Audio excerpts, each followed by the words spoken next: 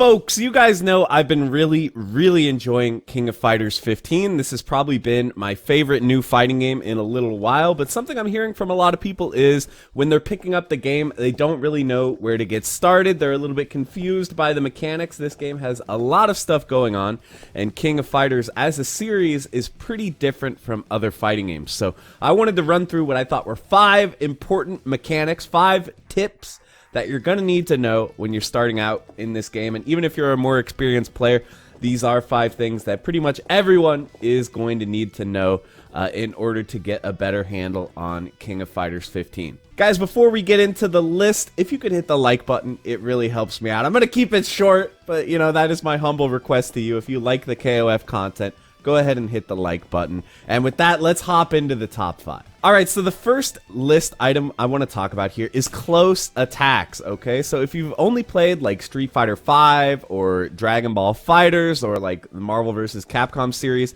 the idea of close versus far attacks might be kind of confusing to you. A lot of old fighting games had this, but a lot of new fighting games do not have it. But you can see if I press heavy punch from far away versus pressing it up close, I get different attacks. And same for heavy kick. And this is going to be the same for the whole cast of the entire game. And the same with jabs as well. You can see we get different attacks whether we're close versus far. And so one of the most important things about these close attacks is that they are very fast. For most characters in the game, your close C or your close D are going to be actually your fastest attacks. Sometimes they're even faster than your jabs and other light attacks. So these are extremely fast, and they do a lot of hit stun. So a good example of this might be, for example, Clark.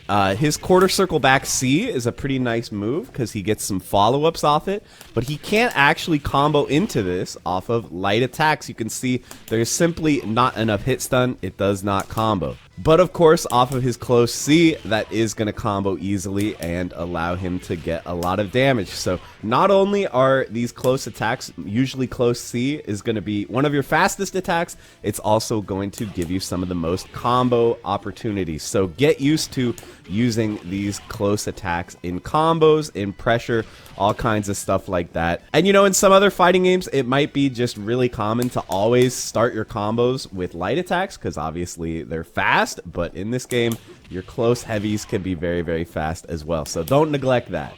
Alright, number 2 on the list, and this is another one of the sort of most defining characteristics of KOF, is of course going to be the different types of jumps. So KOF has a lot of different types of jumps compared to a game like Street Fighter. So obviously we've got normal jumping, we've got hopping, which is if you just tap the up direction or any of the up diagonals. One tip that some people use to make hopping easier is start holding down after you tap jump. That tends to, you know, make it a little bit easier to tap the hop for a short amount of time. But personally, I'm just used to tapping the hop at this point. I don't need to do the little trick.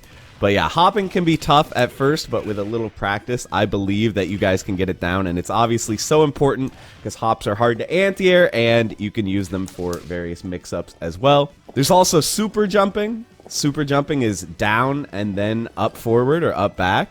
And obviously, super jumping goes further than normal jumping. And probably the biggest use of this is for jumping over fireballs. So if you're really far away and the opponent is throwing a fireball at you, you know, usually you're not going to be able to jump in and get anything. But with a super jump, yeah, you can get in there and get the punish. So super jumps are really useful for getting past fireballs. And then there's also hyper hops, which are basically super jumps, but a hop. So kind of similar to a super jump. This is going to go a lot further. This is definitely going to be useful for sort of spacing stuff. So hyper hops are going to be a little bit harder to get over fireballs with, so they're not as useful for that. But they can definitely be useful in a lot of situations, like, for example, certain attacks are going to leave you in range where you're going to want to hyper hop at the opponent so you can be right on top of them when they're getting up. And it's also just good for starting hop pressure from further away than the opponent might be expecting. Or you can mix in a normal hop as well and maybe bait out an anti-air. So one little tip about super jumping and hyper hopping is that if you run and then jump, it'll automatically be a super jump. Or if you run and then hop, it'll automatically be a hyper hop. So that can be a little bit easier way to get these out in some situations instead of having to tap the down up every time. But yeah, just make sure that you mix up your different jumps. Don't get unpredictable. The different types of jumps are one of the defining characteristics of KOF, so make sure you practice your execution on these and are able to hop and super jump and hyper hop whenever you need. So the number 3 thing I want to talk about here, this is probably the most common question I get from new players to KOF, is combo structure. How do I structure combos? What sort of patterns do combos follow? And what's the general construction for how you're going to lead from various attacks into damage? So if you're used to playing Street Fighter, a lot of the new Street Fighter games, you rely on links for your combos. So basically, like, you do an attack, you wait for the attack to finish, then you do the next attack and it combos. That is not so much a thing in this game. There are link combos in the game, but generally they're the minority of combos. They're pretty rare. More common, you're going to be using chaining. So there's 2 main types of chaining you're going to use. The first one is going to be chaining light attacks. So most characters can chain from light attacks. Depending on the attack, you might be able to do different variations. Obviously, this is going to let you start with a low off of crouching light kick for most characters, and these attacks are pretty fast, and a lot of these obviously can be special canceled. So that is just going to be like your easiest, most basic route to a combo is just going to be do some light attacks and figure out a special move that you can combo out of them with. And then your second chain route that most characters are going to have access to is canceling a normal into a command normal. So if you don't know your character's command normals, go here to command list. It's going to be the first tab here. So Terry has forward plus A and down forward plus C. And so a lot of your normal attacks are going to be cancelable into these command normals. So you can see Terry can do this, and then he can go into a special move off that. And then he has this down forward plus C1, and he can do stuff like this.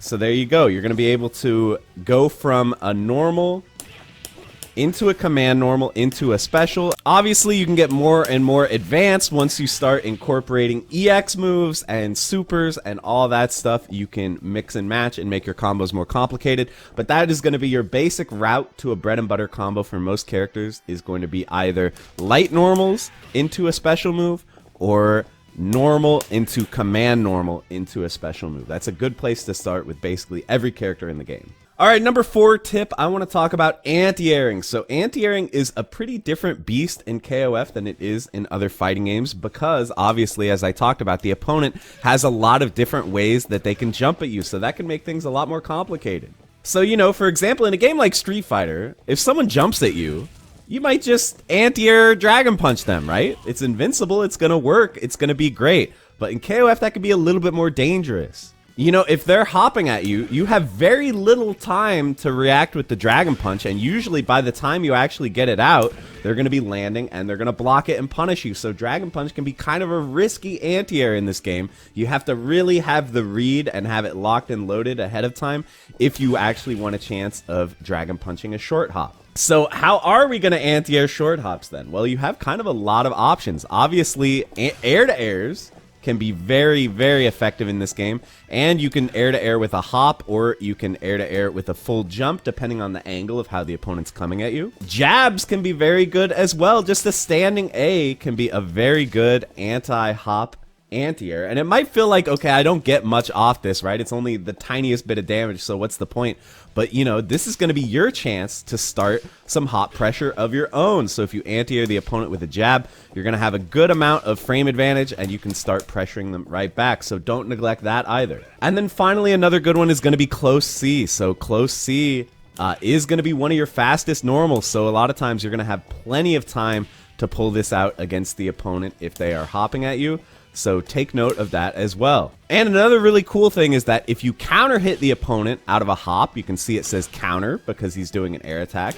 You can actually combo off that. So that is a huge, huge incentive for anti-airing your opponent with something that you're going to be able to combo out of. So yeah, anti-airing can be tough, but it's one of the little mind games of this game. If the opponent is mixing up their jumps effectively, you're going to have to mix up your anti-airs and be prepared. And vice versa, you can force the opponent into a bad defensive situation by being very unpredictable with how you're approaching them and making their life difficult so they don't just anti-air you every single time.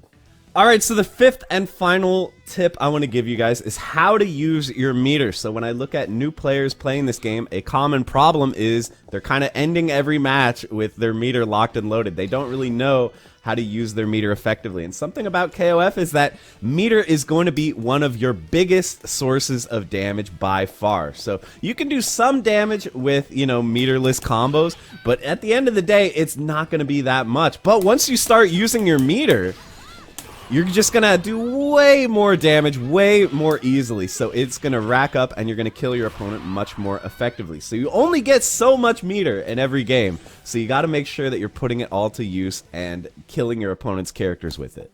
So I'm gonna talk about 3 main ways to use your meter. There's a lot more ways to use it than just 3, but I'm gonna talk about the 3 probably most simple ways for converting meter into damage. Those are gonna be EX moves, supers, and max mode. So first up, let's talk about EX moves. So most characters are going to have at least one EX move that they can combo off of.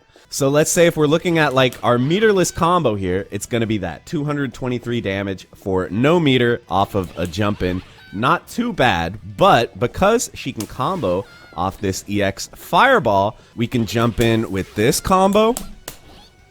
There we go, 365, quite a bit more damage just for half a meter. EX moves only use half a meter. Obviously, a lot of EX moves have uses outside of combos as well. Depending on the character, you might want to use EX moves for zoning or mix-ups or whatever. Some characters may also need to use EX to get invincibility, but generally, if we're talking just in terms of combos, EX moves are going to be a great way to add additional damage to your combos. So get used to using those. Next up, we're going to talk about supers. So most characters are going to have 2 level 1 supers and a level 3 super. Everyone's level 3 super is done the same. Quarter circle back, half circle forward, and then both heavies. So that's going to be a good way to get damage. Your level 1 supers are generally going to be pretty easy to combo into. And don't forget that by using both punch buttons or kick buttons instead of just one, you can do a level 2 super, so you can do more damage that way. Also, don't forget that you have the ability to go from a level 1 super into a level 2 super. So this is going to be another path to damage. I mean, you can see that just does insane damage. So when you're learning your bread and butter combos with your characters, make sure that you also learn some ways to end those combos with supers, because that is really going to let you tack on some pretty serious damage. And then finally, the third way we're going to spend our meter is max mode. So I do see some confusion from new players where they don't really understand, like, is max mode a separate resource? Do you have it's like on Street Fighter, you have a super bar and like a V trigger bar? It's actually not. The menu can be, the UI can be a little bit confusing. The thing that says max mode okay is not like a resource. That's just an indicator for when you activate max mode. That's going to be sort of your max mode timer. Max mode simply costs 2 super bars. There's no extra cost. It just costs 2 super bars to activate no matter what. And then it is going to put you in this mode where you're going to do some extra damage and have some various benefits. You can see I'm also able to do EX moves for free while in max mode. It just takes a chunk of the max mode gauge, and that's going to be the same with supers as well. Supers are going to be free. They're just going to take a little bit of the gauge, except level 3 supers and level 2 supers are going to take the gauge plus 1 extra meter on top of it. So it makes all your meter usage cheaper, which means that you're going to be able to do a lot more damage. Worth noting, there's 2 types of max mode. There's regular max mode, which is if you just activate it while you're not doing anything. This lasts quite a long time, so a lot of touch of death combos are going to use this because you've just got, so much time and meter to work with. But more commonly, you're going to be using what's called quick max, which is where you cancel an attack into max mode. You can see the bar is much shorter, but obviously you get that major advantage of being able to cancel into this off of anything. So quick max is very, very useful and will let you turn a lot of combos into damage. So generally with like all your characters, I think you're going to want to have a 3 meter max mode combo. This is a very, very efficient way to get damage without too much effort. It's not that hard to do. So the idea is you're going to do whatever attacks you want to cancel into max mode. You can do this off light attacks, or a lot of characters can do this off an overhead, which is very useful. You can mix your opponent up. Yuri actually can't do that. She can't max cancel this overhead, but with a lot of characters you can. So you do whatever attacks you want to cancel, activate max mode. You're going to want to do a special move into a super, and then you cancel that super into a level 3 super. So altogether, my basic little 3 meter combo here for Yuri is going going to look like this.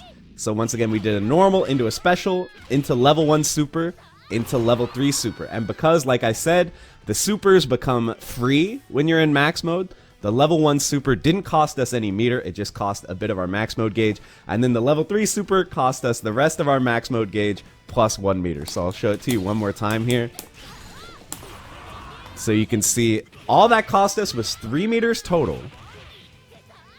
And we're easily doing 62% to the opponent, which is a huge amount of damage. So just for 3 meters, you can do a ton of damage, and this is going to work off of any attack you have if you just max mode cancel it. So definitely learn that, at least for your second and third slot characters. Something I haven't mentioned is that max mode, you get more of it the fewer characters you have remaining. So with your first character, you're only going to have 1,000 max mode gauge, which means that you're not going to actually be able to do this combo that I just talked about. The gauge isn't long enough. But with your second character, you're going to have 1,250, and with your third character, you're going to have 1,500. So with either of these characters, you are going to be able to do this, and it's going to work just fine. So again, you can get way more optimal with your max mode combos. This obviously isn't the best combo you can do, but it's one of the most basic, and you are going to get a ton of damage for your meter out of it. So if you don't know what to do with max mode, I would say for most of your starting out in the game, that's literally all you need, is a 3 meter max mode combo that ends in level 3 super, because that's just going to get you huge damage. So guys, hopefully you found this video entertaining and informative. I really want to try to help people out who are trying to get into KOF, because honestly, I do think that this is quite an incredible fighting game. I've been enjoying it quite a bit, but I do think it has some old school energy. I think that if you're used to newer fighting games, which are a little bit easier to pick up and play, you might find this one a little bit frustrating at first, a little bit impenetrable. So I want to help you guys get past that so that you can really start enjoying what the high level of the game is all about, because it's a really, really fun game. I'm not going to say that I'm like an amazing player, but I'm at the level now where I can hang in ranked, and I'm really starting to see the beauty of King of Fighters. So I hope I can help you see that too. But with that, we're going to end the video, guys. Let me know if there's other types of KOF content you'd like to see. If you want to see more tutorials, more gameplay, whatever, character guides, I'm up for whatever. So let me know down in the comments. Thank you guys so much for watching, and I will see you in the next one.